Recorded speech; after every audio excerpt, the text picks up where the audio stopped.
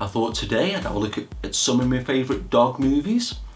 I was never as a kid allowed to have a dog, which probably explains a lot about me psychologically, although there was a slight anomaly to that. When I was about 3 or 4, I had a little black puppy with a white spot on him named Patch, and unfortunately he ran away, aka but I thought to get that sad thought out of our minds, I'd look at some of my favourite dog films. The first one that sprang to mind is Stephen King's Cujo. It's a great movie. I loved it for so many reasons. One of the main ones was the dog breed was a Saint Bernard, and that was the name of my road growing up, so I always got a soft spot for that. Also, Bernie Winters used to have a Saint Bernard named Schnorbitz, a nice cultural reference there. It was also written by Stephen King. One of my favourite bits of trivia about that, it was written during his major alcoholic phase, so he can't remember writing it. And I know everybody's done some weird stuff when they've been drinking, but imagine spending 3 or 4 months writing a book. You have no memory of writing it. You go in a bookshop, you go, Stephen King's Cujo. That's me. I thought that book's pretty good. But one of my favourite bits of trivia or fact about Cujo is, because it's like, obviously it's a horror film, but if you actually look at the dog, he's actually having fun. So you know he's like covered in fake blood and he's attacking like Dee Wallace and that kid in that car. They had to actually sort of tie his tail down because it was wagging that much, and he just thought, and he put his favourite toys in the car. And so when he's actually trying to attack people, he's just trying to get his favourite toys in the car. This film was on 5-star the other week, and I WhatsApped all my friends and family to tell them that it was on. It's and it's a Cujo again. It's Turner and Hooch, directed by Roger Spottiswoode, who did that documentary in the UK. I think it was called 7 Up or something like that, where they followed all these kids, and every 7 years they would go over to them and say, "What have you been up to?" And they'd be like, "Oh, working in a factory," and carrying on all the sad thoughts. Spoiler alert, the dog dies at the end of this one, and it's the age-old debate though, which is actually better film, Turner and Hooch and Canine. And this is actually the better film, but Canine is also really good. And this will be good for certain people that watch this video, but we do this look-alike game, and so if you see somebody in the street that looks like somebody famous, you actually give them a mark out of 10, 1 being the worst, 10 being the highest, if they look like the person. And when Turner and Hooch had been on, I said, "Oh, I've seen this calendar, you know, on the calendar stalls. Do they have them anywhere else?" When it gets close to the new year, they have calendar stalls where they sell calendars. And apparently, some of the dogs on this calendar look too much like the dog from Turner and Hooch, aka Beasley.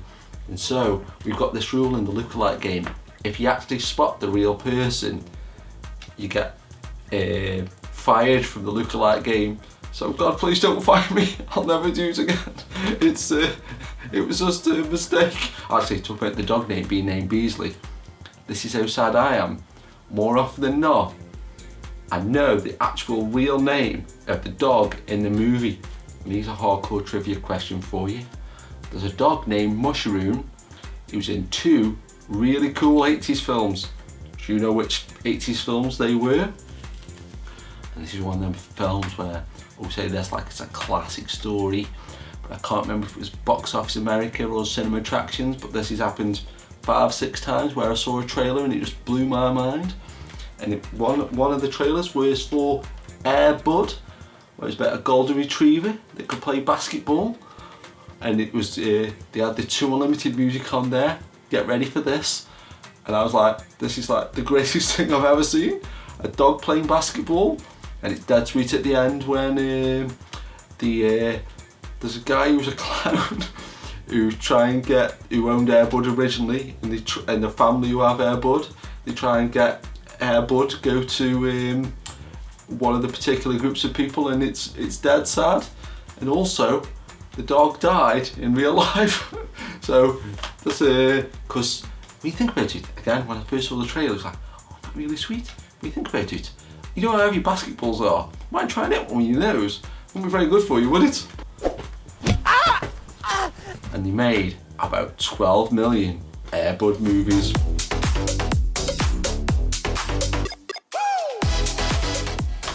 And this is a whole subgenre where you've got these husky dogs and they're in the snow, and it's based on a true story and cool stuff happens. But this is probably my favourite of the trilogy. is 8 Below, featuring Paul Walker, and this one is where he's goes save this guy, but for some reason he can't take his dogs back with him. But when they actually land the helicopter, there's been a really terrible storm and he can't go save his dogs, and he's like, stuff that, go and save my dogs. So he has to go save his 8 dogs, and it's in somewhere really cold, so that's why it's called 8 Below. Like I say, for some reason it's like its own little sub-genre. Look at this, this is some great films there. You've got White Fang, Netflix has done a version of that. That's the dog there from The Thing.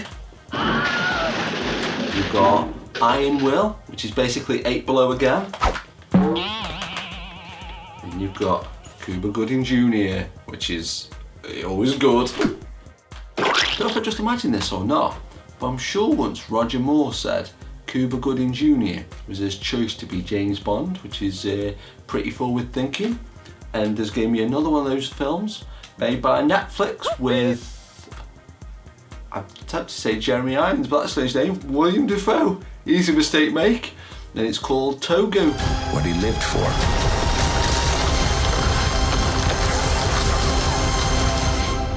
was me. I got Togo!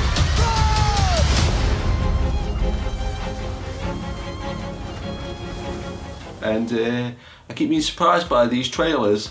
I think we're going to have a nervous breakdown.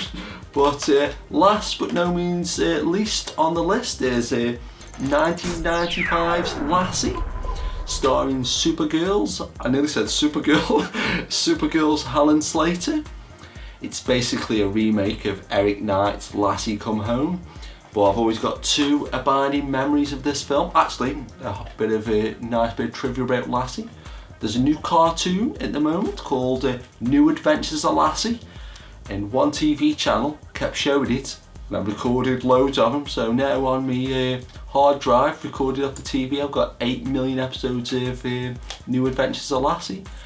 But 2 memories I always think of this film is when Title's Video Shop used to be open in Newcastle. There used to be a section down the bottom of the shop, and it used to go down in like an L shape, and that's where they used to have like music. They had about 5 music videos. One of them was a Vanilla Ice music video, but one of them was Lassie. I don't know why it was down that in the music video section, but always remember that. And a little bit of a aside to that, that's where Tom and Curtis once filmed part of their college video project, where it was like a POV shot of an animal looking into Title's window. And also the second memory of this film is where me and my dad were watching it, and we were crying down bad because Lassie came home. But they are some of my favourite dog movies. Love to hear some of yours, and like all the cool kids are saying, keep it locked. Thanks for watching The Legends of Cherry Hill. If you enjoyed this video, please leave a like and consider subscribing.